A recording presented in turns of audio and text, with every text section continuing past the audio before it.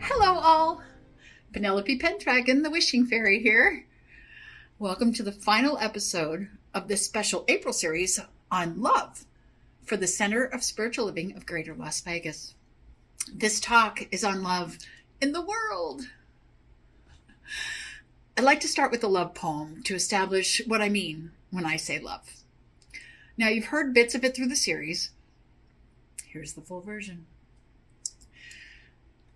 If you think about it, I'm certain you'll find so many definitions of love that come to mind. And if you think deeper, I'm sure you can agree that the feeling of love is like a lifting of vibrational energy, because we are all living on vibrational energy. You see, we vibrate higher when we're happy, and we vibrate lower when we're sad. And our energy bounces all around when we get scared or we get mad. So, when we find ourselves feeling bad, you know what we can do so our best wishes will keep coming true? We can lift our vibrational energy with love. But how do you do that, you ask? How do you complete that task? Well, you can start by doing more of what makes you feel like you. And that will help your best wishes come true.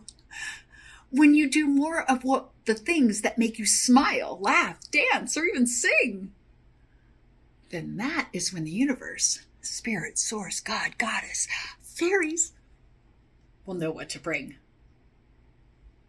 Because there's a universal law that states that the energy you give is what the universe creates. It's the law of vibration and the law of attraction too, that tells us what we need to do is to match our energy to the energy you are wishing to see come into your own reality. Makes sense if you ask me. And another thing about love that you should know, when you help lift others' vibrational energy with your love, it allows you to grow. It'll keep you in life's most wondrous flow. And believe me, this is something I definitely know. Love. At the Center for Spiritual Living, this thought process is at the core. Love is all there is. I feel that love is all there is because everything is vibrational energy. And I'm excited to share that science is starting to agree. In the past, spirituality and science were polar opposites. Most of the spiritual philosophies couldn't be proven by science. Now, with quantum physics in play, many spiritual concepts can be explained scientifically. There are a plethora of articles online that explain and describe quantum physics, so if you're curious, go ahead and look them up. For this talk, though, I'm going to break it down really quick and easy. If you look at your body through a powerful microscope, you'll find that your body is made up of like a gajillion cells. If you zoom in a little more, you'll see that the cells are made up of atoms and molecules. Keep zooming in, and you'll discover that these atoms and molecules are pure energy.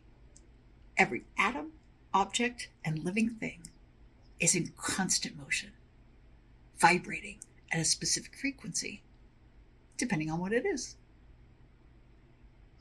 The first principle of the law of vibration is that everything is energy, and energy is everything. Quantum physics also states that everything is energy. And I think that is so cool. So if everything is energy, like me and you, then it stands to reason that ideas, thoughts, and emotions have energy too. Now, in my shows and books, I teach about fairies and goblins, both being from a family called the Fae. And the Fae help your wishes come your way. When it comes to the Fae, they are what they eat. For the Fae, your energy is a delicious treat. How you feed them is how they grow. And then, my friends, before you know, you have either fairies or goblins beginning to show which way each day is going to go. So, since fairies feed off your good energy and the goblins feed off the bad, fairies bring the wishes that make you happy, and goblins bring the wishes that make you sad. If you feed the fairies, they will lead you to the things that will lift you higher and give you wings. But the goblins, oh, no, no, no. If you let those goblins grow, they will will you away with worries and wither you with your woes. They will fill you with fear, anger, and doubt, and other yucky feelings that we can all do without. So I urge you today, and every day, to feed your fae in the very best way.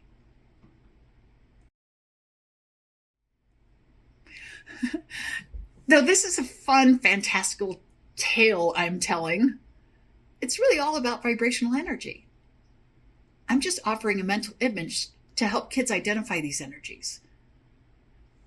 Though there are some people that say that they can see, typically we cannot see this vibrational energy, but we can feel it. Have you ever entered a room after other people have had an argument? You can feel that energy. It influences how you think and how you behave. You might decide to tread lightly around the energy or just leave the space altogether because it's uncomfortable. In social situations, you can feel the energy of different people. Some people, they radiate energy all the time. They're positive, enthusiastic, and full of life. You can feel their good vibes, so to speak. That's not an illusion. That's you feeling their vibrational field. They radiate great. At the same time, and for the same reasons, there are other people who drain your energy just by being in their presence. Perhaps they're consistently moaning and groaning about other people, places, and things that they feel are wronging them.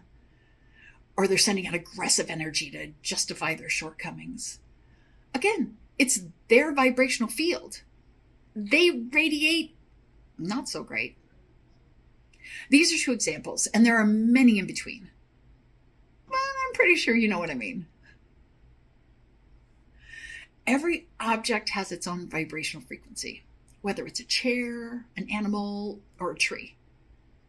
And since we humans are also energy, we vibrate at a certain frequency.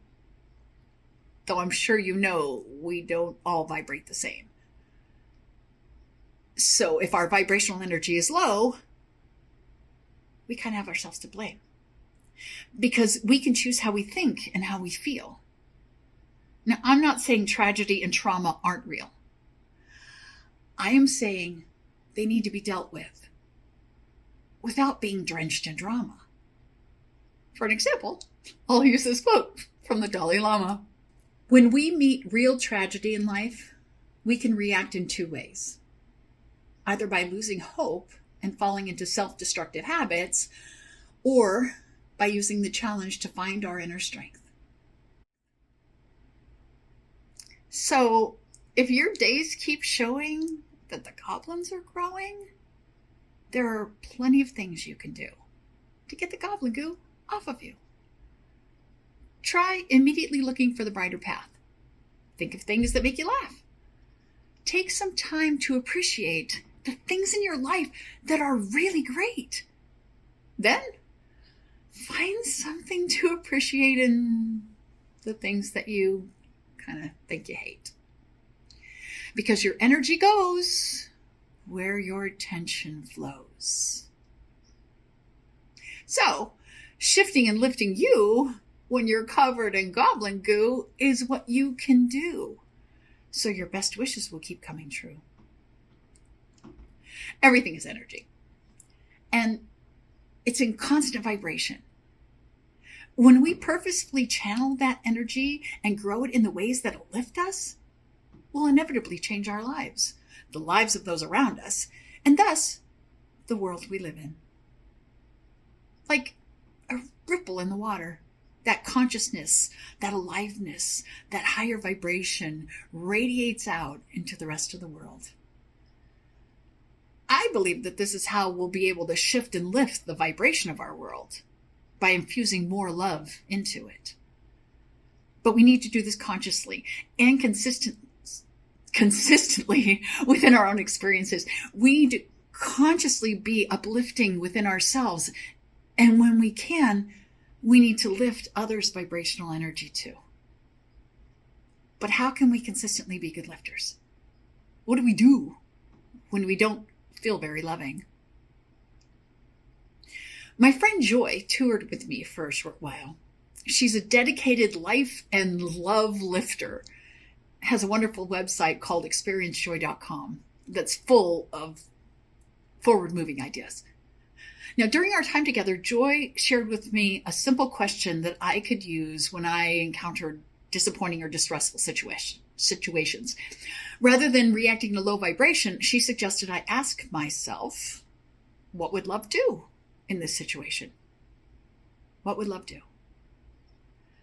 Taking the acronym of love and asking what would love, the lifting of vibrational energy, do in this situation changed the game for me.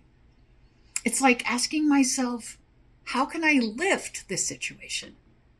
Or at the very least, how can I keep my own love intact internally while I find my way through this challenge or obstacle? We're all faced with difficulties. Difficult times, difficult situations, difficult people. If we let those things lower our love, then they win. However, if you take a breath and ask yourself, what would love do? What would love do when someone has done something that made you mad? What would love do when something has made you sad? What would love do when there's confusion or guilt or hate? What would love do when you just can't relate?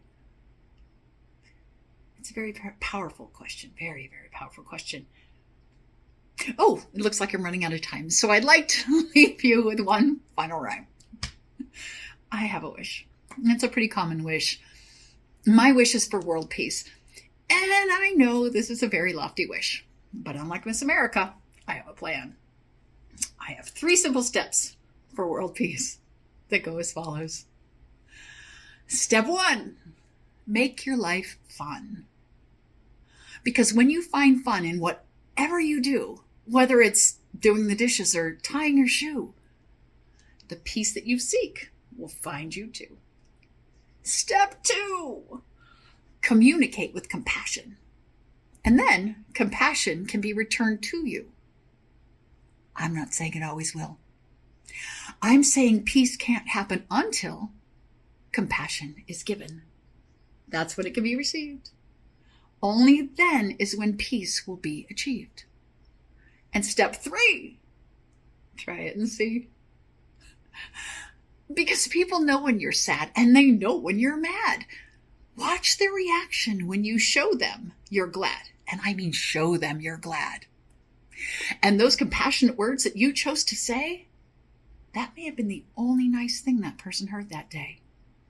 Your actions make a difference. They absolutely do. And if you have any further questions, please see step 1 and step 2.